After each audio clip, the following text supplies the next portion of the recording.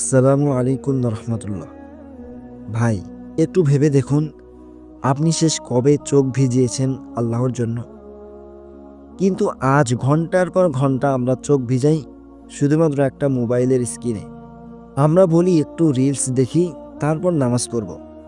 কিন্তু ভাই, সত্যটা হলো এই একটু রিলস ধীরে ধীরে আমাদের নামাজ কেড়ে নিচ্ছে। আজকের ভিডিওতে আমরা জানবো রিলস দেখার 5টি ভয়ঙ্কর ক্ষতি, যা আপনার জীবনকে পরিবর্তন করে দিতে পারে। তাহলে চলুন ধীরে ধীরে ধাপে ধাপে আমরা সুন্দরভাবে সেগুলো জেনে নেই। নাম্বার 1, নামাজের গাফিলতি। ভাই, রিলস দেখতে দেখতে আজান শোনা যায়, কিন্তু সেই রিলস থেকে ওঠা মুশকিল। আল্লাহ রাব্বুল আলামিন কোরআনে বলেছেন, ধ্বংস তাদের জন্য যারা নামাজ গাফিল করে। আপনি কি তাদের একজন হয়ে যাচ্ছেন না? বিষয়টা একটু ভেবে দেখতে পারেন। নাম্বার 2, হারাম চোখ। রিলস মানেই বেপরদা গান, হারাম দৃশ্য। চোখ হারামে অভ্যস্ত হলে হৃদয়ও হারামে অভ্যস্ত হয়ে যায়। আর আল্লাহ বলেছেন, মুমিনদের বলো তারা যেন তাদের দৃষ্টি সংযত রাখে। নাম্বার 3, কোরআন থেকে দূরত্ব বেড়ে যায়।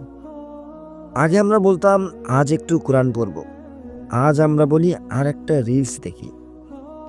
ভাই, এই আরেকটা আর শেষ হয় না। মোবাইলের স্ক্রোলিং চলতেই থাকে চলতেই থাকে। নাম্বার 4, হৃদয় শক্ত হয়ে যায়। রাসূল সাল্লাল্লাহু আলাইহি ওয়াসাল্লাম বলেছেন, বারবার গুনাহ করলে হৃদয়ে কালো দাগ পড়ে। আজকে তাই আমাদের ওয়াজ শুনেও চোখে পানি আসে না, কারণ হৃদয় ক্লান্ত, হৃদয় শক্ত হয়ে গেছে।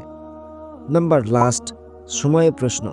ভাই, কিয়ামতের দিন আল্লাহ প্রশ্ন করবেন, তোমার সময় তুমি কোথায় নষ্ট করেছ? ভাই, সেই দিনকে আমরা বলতে পারবো, জি আল্লাহ, আমি রিলস দেখেছি। ভাই, রিলস হয়তো হারাম না, কিন্তু রিলসের আসক্তি নিশ্চয়ই আমাদের আল্লাহ থেকে দূরে নিয়ে যায়। আজই সিদ্ধান্ত নিন, নামাজের আগে ফোন নয়, ঘুমের আগে রিলস নয়, আল্লাহর জন্য একটু সময়। কারণ রিলস থাকবে, কিন্তু আমরা চিরকাল থাকবো না।